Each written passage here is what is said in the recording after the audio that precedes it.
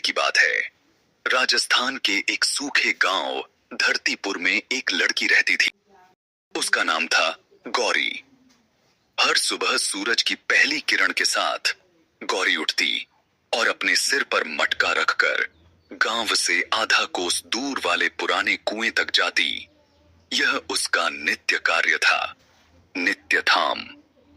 गांव में पानी की बहुत कमी थी। कुएं का पानी ही सबकी जिंदगी का सहारा था। लोग कहते थे कि वही कुआं कभी उसकी नानी की मां के जमाने में खुदवाया गया था। गौरी हर सुबह अकेली जाती थी, लेकिन वह कभी अकेली महसूस नहीं करती थी। रास्ते में बबूल के पेड़ों से छनती धूप, चिड़ियों की चहचहाहट और कुएं की शांत लहरें सब उसके साथी थे।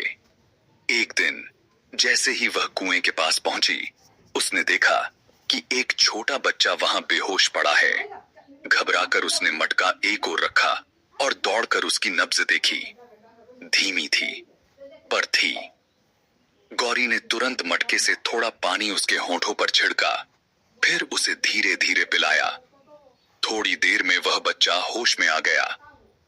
उसका नाम आरव था। वह बगल के गांव से आया था और पानी लेने आया था, लेकिन गर्मी और भूख से बेहोश हो गया। गौरी ने उसे पानी पिलाया, रोटी दी और अपने साथ वापस गांव ले आई। गांव वालों ने उसकी बहादुरी की बहुत सराहना की।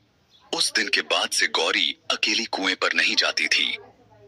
आरव उसका दोस्त बन गया था और दोनों साथ में हर सुबह पानी लेने जाते थे।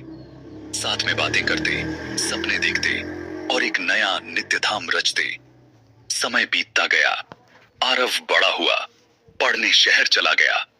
लेकिन हर साल जब वह लौटता, सुबह सुबह गौरी के साथ कुएं जाता, जैसे जिंदगी का चक्र वहीं से शुरू होता हो। गौरी ने कभी शादी नहीं की। गांव में लड़कियों के सपने अक्सर पानी की बाल्टी में ही डूब जाते थे, पर गौरी ने सपने देखना नहीं छोड़ा। उसने गांव में एक नया हैंडपंप लगवाने की मुहिम चलाई। आरव ने उसकी मदद की। कई महीने की कोशिशों के बाद गांव में एक नया हैंडपंप लगा।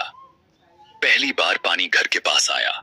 गौरी की आंखों में खुशी के आंसू थे। उसी दिन आरव ने कहा, गौरी, तुमने हमें सिर्फ पानी नहीं दिया, जीने की उम्मीद दी। यह नित्यधाम अब इतिहास बन गया है, पर तुम्हारी कहानी हमेशा बहती रहेगी, एक नदी की तरह। शिक्षा, छोटी छोटी जिम्मेदारियां भी अगर दिल से निभाई जाएं, तो वे समाज को बदल सकती हैं। जीवन की सच्ची सुंदरता नित्य कार्यों में छिपी होती है।